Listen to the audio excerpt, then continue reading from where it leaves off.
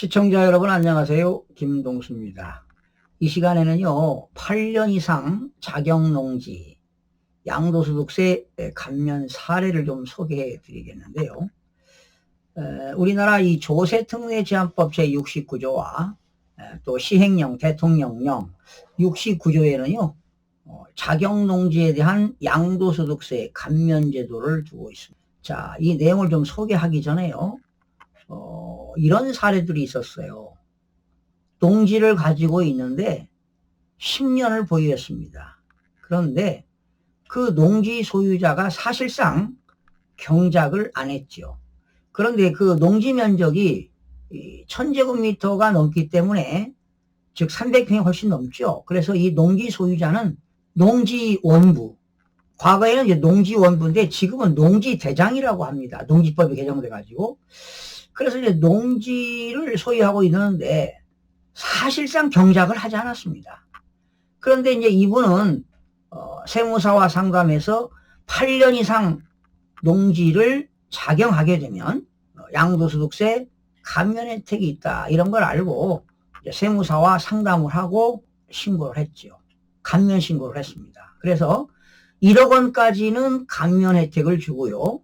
5년에 걸쳐서 최대 2억 원까지 감면해주는 혜택이 있어서 이분은 감면 혜택을 받았습니다.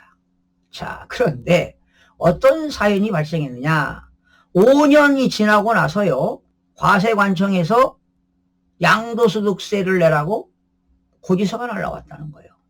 그동안 신고를 제대로 안 했기 때문에 신고불성실 가산세까지 붙어가지고 엄청난 세금이 나왔다는 것입니다.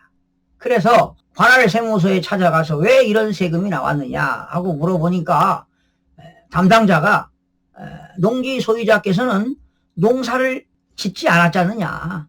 사실상 경작을 해야 되는데 농사를 안 짓기 때문에 과세가 된 것이다. 그러면서 과세관청에서 이런 자료를 제출했어요. 인공위성을 보여주면서 매년 봄부터 가을까지 농사를 친 흔적이 없다. 그대로다 그대로. 그렇기 때문에 농사를 사실상 직접 경작을 하지 않았기 때문에 양도소득세를 과세한다 해서 추징을 당한 사례도 있었습니다. 자, 오늘은 이 농지, 자격농지에 대해서 질문이 많습니다. 그래서 오늘은 사례 한 5가지를 여러분들에게 소개해 드리도록 하겠습니다. 자, 뭐 다 아시는 내용이지만 제가 방송해 드렸죠. 농지 소재지에서 몇 년 이상 거주해야 되죠? 8년 이상 거주하면서 직접 경작하고 농지를 처분하게 되면 최대 2억 원까지 100% 감면해주는 혜택이 있다. 그리고 농지로부터 직선거리 30km 이내에 거주해야 돼요. 그러니까 내가 주소지하고 농지 소재지하고 직선거리로 30km 이내에 거주해야만이 감면을 받을 수 있고요. 감면 신청은 주소지 관할 세무서에다가 양도소득세 감면 신청을 해야 합니다. 자, 그러면 직접 경작의 의미는 어떻게 될까요? 거주자가 소유 농지에서 농작물 경작을 직접 해야 돼요. 그리고 다년생 식물 재배에 종사하는 것. 여기서 다년생이라고 하는 건 주로 이제 3년 이상 생존하는 식물인데 뭐 더덕이라든가 인삼 같은 거 되겠죠. 보통 뭐 인삼은 5년생, 6년생 이렇게 있는데 이러한 다년생 식물 재배에 종사하는 거주자가 자기가 직접 농사를 짓고 자기 노동력은요 2분의 1 이상을 투하해야 돼요. 자기 노동력이 2분의 1에 의하여 경작 또는 재배하여야 한다라는 겁니다. 그리고 이 감면 대상이 되는 요건이 생각보다 까다로워서요 대상 여부에 대한 궁금증이 많이 있을 겁니다. 많은 사람들이 어떤 점을 궁금해 하는지, 국세청은 어떤 공식 답변을 남겼는지 자, 사례별로 알아보겠습니다. 자, 국세청에서 공식 답변한 사례가 되겠습니다. 여러분들에게 소개해 드리겠습니다. 첫 번째 질문이 되겠습니다. 2020년 3월에 부모님이 돌아가셨습니다. 그런데 어디에 있느냐? 강원도 읍 소재지에 아버지로부터 대지를 상속받았습니다. 그런데 여러분 대지라 하더라도 이제 대지는 건물을 질 수 있는 땅인데 건물, 토지, 대지 위에 건물이 있는 땅은 건부지가 되겠고요. 건물이 없는 땅은 나대지가 되겠죠. 그런데 부모로부터 상속받은 대지가 농지가 아닙니다. 893제곱미터, 270평, 300평이 안 되죠. 아버지께서 1987년도에 취득한 후 돌아가시기 전까지 33년 동안 아버지가 그 땅에서 농사를 졌습니다. 그런데 이 아버지가 돌아가신 이후에 대지를 제가 양도하면 자격농지로 감면이 가능할까요? 하는 질문입니다.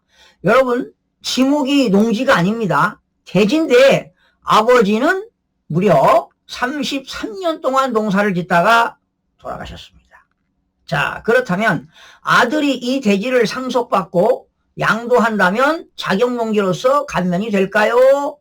감면이 되는데 조건이 있어요. 아버지가 작용했다는 사실을 입증해야 됩니다. 입증한다는 건 이제 그 동네 이장이라든가 또 그 동네 사람들, 주민들로부터 입증이 돼야 되겠죠. 참고로 경작한 기간을 계산할 때는요, 아버지가 이제 휴경을 할 때도 있을 거 아닙니까? 중요한 게 있어요. 아버지로부터 상속받은 대지나 농지가 상속인이 상속받은 농지를 1년 이상 경작해야 돼요. 그러니까 아버지가 30년을 경작했다. 그리고 돌아가시고 내가 1년 이상 경작했다. 그러면 아버지가 경작한 기간과 아들이 상속한 경작 기간을 합산합니다. 즉 피상속인이 취득하여 경작한 기간은 상속인이 경작한 기간으로 본다, 이런 얘기입니다. 그러니까 돌아가신 피상속인이 경작한 기간과 상속인이 상속받고 경작한 기간을 통산해서 8년 이상 경작했다면 감면받을 수가 있습니다. 예를 들어서 아버지가 5년 경작했다. 아들이 상속받고 3년 이상 경작했다. 그럼 8년이죠. 그리고 아버지가 7년을 경작했다. 그리고 상속인이 1년 이상 경작했다. 그러면 통산하니까 8년이니까 결과적으로 감면 혜택을 받을 수가 있습니다. 자, 그런데 농지 중에서요, 우리나라 국토경비 이용에 관한 법률이라는 게 있죠. 여기에는 용도지역이 있는데 주거지역과 상업지역과 공업지역과 녹지지역이 있는데 녹지지역은 아니고 주거지역, 상업지역, 공업지역에 있는데 농지가 있는데 그 농지가 지역에 편입됐어요. 그러니까 원래는 농지였는데 그 농지가 뭐 농림지역이든 관리지역이든 자연환경 보전지역이든 그런 지역에 있다가 농지가 주거지역이라든가 상업지역, 공업지역에 편입되면 어떻습니까? 땅값이 올라갈 거 아니에요. 그런데 이 주거지역, 상업지역, 공업지역에 편입이 됐어요. 그런데 3년이 지난 농지는 감면을 받을 수가 없다. 땅값이 계속 올라가는 거 아닙니까? 3년 이내까지는 감면이지만 3년이 지난 농지는 감면을 받을 수가 없습니다. 그러나 도시지역이라 하더라도 녹지지역에 있는 농지는 감면을 받을 수가 있습니다. 여러분, 도시지역에 녹지지역에는 뭐가 있나요? 생산녹지, 보존녹지, 자연녹지. 이런 녹지지역에서는 감면을 받을 수가 있습니다. 여러분, 녹지지역에서는 건폐율이 20%지요. 건폐율. 만약에 100평이 있다면 20평까지 바닥면적 20평까지 건물을 질 수가 있다라는 것입니다. 자, 그러니까 결론은 뭡니까? 아버지로부터 대지를 상속받았는데 아버지가 농사를 졌어요. 네, 농사를 졌는데 아들이 농사를 1년 이상 짓고 양도하게 되면 8년 이상 경작했다면 감면 혜택을 받을 수 있다는 겁니다. 자, 두 번째 질문입니다. 여러분, 주말체험 영농이죠. 1000제곱미터 미만에다가 농사를 짓고 있습니다. 1000제곱미터 미만 농사지면 주말체험 영농인데요. 자격농지 양도소득세 혜택을 받으려면 소득요건, 제촌, 경작요건을 갖추고 농지대장, 원래는 농지원부였는데요. 2021년 8월 17일 날 농지대장으로 용어가 바뀌었습니다. 이걸 제출해야 한다던데요. 1000제곱미터 미만, 302평 미만 농지대장이 없는데도 감면받을 수 있나요? 그러니까 이분은 농지대장이 없어요. 농지원부가 없는데 1000제곱미터 미만으로서 가족들과 늘 주말체험 영농으로 농사를 짓고 있습니다. 네? 자, 여러분, 감면받을 수 있을까요? 네, 감면받을 수 있습니다. 농지는 지목이 뭘까요? 전답과손입니다. 지목이 전답과손으로서 지목과 관계없이 실제 경작에 사용되는 토지를 말한다. 아까 조금 전에 대지에서도 농사를 지면 농지라는 것입니다. 그리고 자격농지 감면 요건 적용은 농지 면적과는 관계가 없습니다. 300평이 넘던 400평이 됐던 100평이 됐던 50평이 됐던 소유자별로 요건이 충족되면 감면을 받을 수가 있다는 사실입니다. 그러니까 주말체험 영농도 농사를 직접 지었다면 요건이 충족됐다면 감면을 받을 수 있다는 것입니다. 자, 세 번째 질문입니다. 8년 재총과 자격요건을 갖춘 6,000제곱미터면 엄청나게 크지요. 한 1,800평 정도 되겠는데 토지 한 필지, 큰 필지를 가지고 있습니다. 그런데 6,000제곱미터를 다 파는 게 아니라 1,500제곱미터씩 분할해서 2020년도에 팔았습니다. 그러면 1억 원 감면 받겠죠? 그리고 5년 이내에 2020년도에 팔고 5년 이내에 다시 2022년도 2년 있다가 또 팔게 되면 1억 원을 감면 받을 수 있습니다. 자, 여기서 원래 양도소득세 감면은요 1억 원까지 감면 받을 수 있는데 농지 소유자가 많은 농지를 가지고 있어서 5과세기간 동안 5년 동안에 여러 번에 걸쳐서 팔았을 때 2억 원까지 최대 감면을 받을 수가 있습니다. 그러면 이분은 2020년 팔고 2022년 팔아서 2억을 감면 받았죠. 그리고 2023년입니다. 5년 훨씬 지나가지고 10년이 됐죠. 2020년이니까 10년에 다시 1억 원, 5년 이내 2033년에 1억 원을 감면 받을 수 있나요? 하하, 받을 수 있습니다.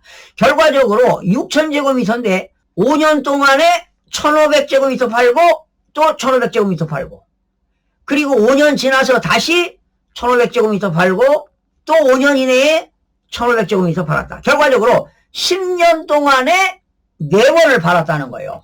감면 받을 수 있습니다. 그렇다면 10년 동안에 4억 원까지 감면 받을 수 있다는 것이죠. 이렇게 땅이 많은 사람은 자 볼까요?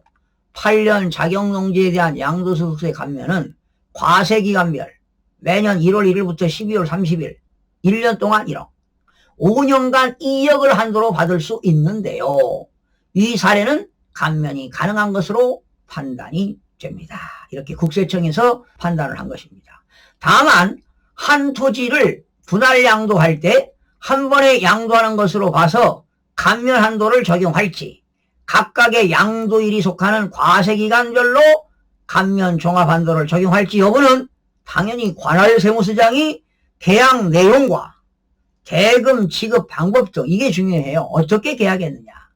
거래 사실관계를 종합적으로 검토해서 사실관계를 확인해서 판단한다. 그러면 이분은 1,500제곱미터씩 여러 사람한테 나누어서 팔았다면 당연히 감면 혜택이 주어진다고 보는 겁니다. 자, 네 번째 질문입니다. 회사원입니다. 2008년 6월에 농지 896제곱미터, 1000제곱미터가 안 되죠.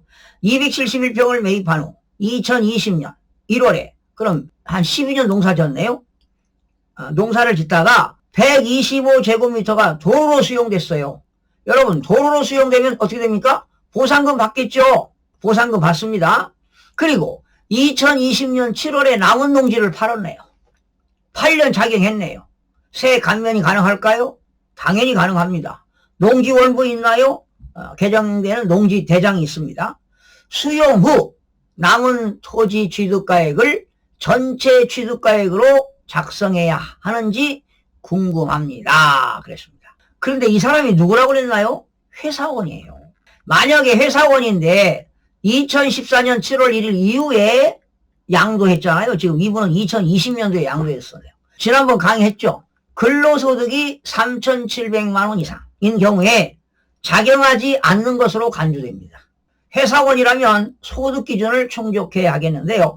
3,700만 원 1년 연봉소득이 미만이면은 감면 혜택이 있고 3,700만 원 이상인 소득 기간에는 경작한 것으로 인정이 안 됩니다. 또한 제촌 자격 요건을 충족하는지 입증할 수 있어야 된다. 남은 토지 취득가액 2008년도에 총 취득가액에서 남은 면적만큼을 안분해서 적용해야 할 것으로 판단이 됩니다. 그랬습니다. 자, 이분은 3,700만 원 이상이면 그 받은 기간은 작용하지 않는 것으로 봐요. 만약에 이 사람이 회사원인데 근로소득이 이렇게 3,700만 원 넘어가면 감면 혜택이 없습니다. 그 정도 이해하시면 되겠습니다. 참고로요, 농지법에서 농업인이라는 건 뭐냐? 1000제곱미터 이상의 농지에서 농작물 또는 다년생 식물을 경작 또는 재배하거나 1년 365일 중에 90일 이상 농업에 종사하는 자.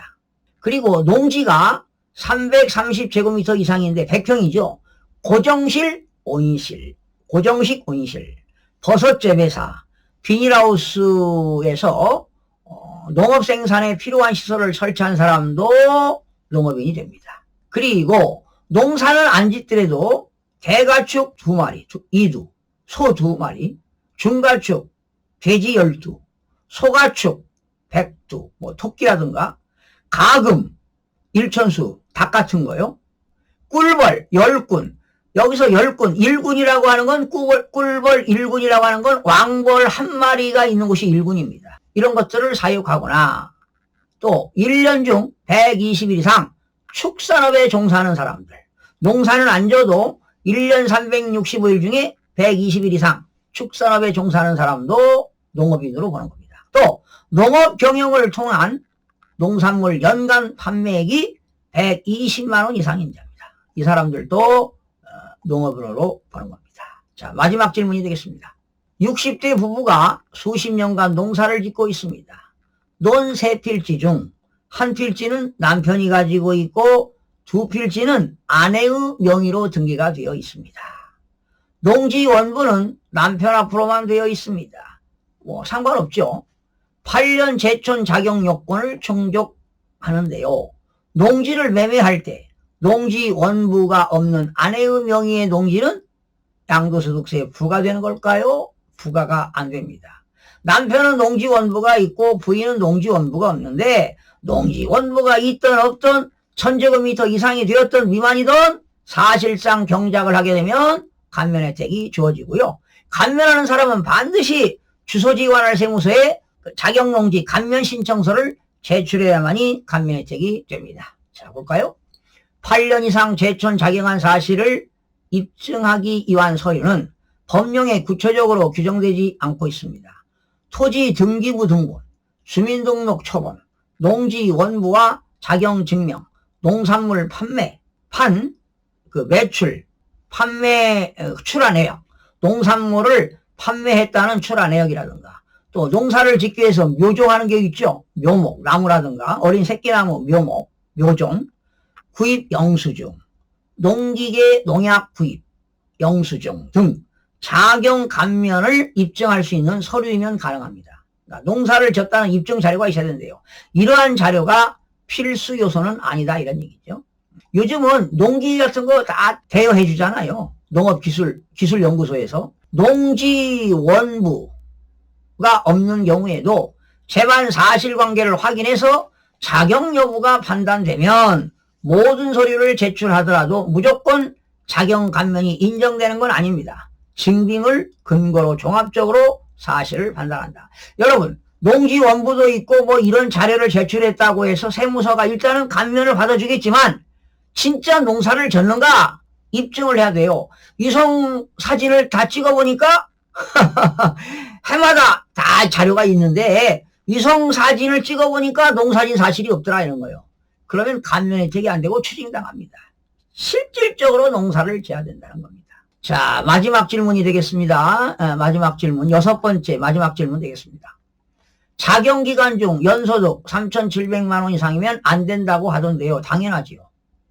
농지원금을 받고 있는 경우 연소득에 포함해서 계산하나요? 여러분, 연금소득은 해당이 되지 않습니다.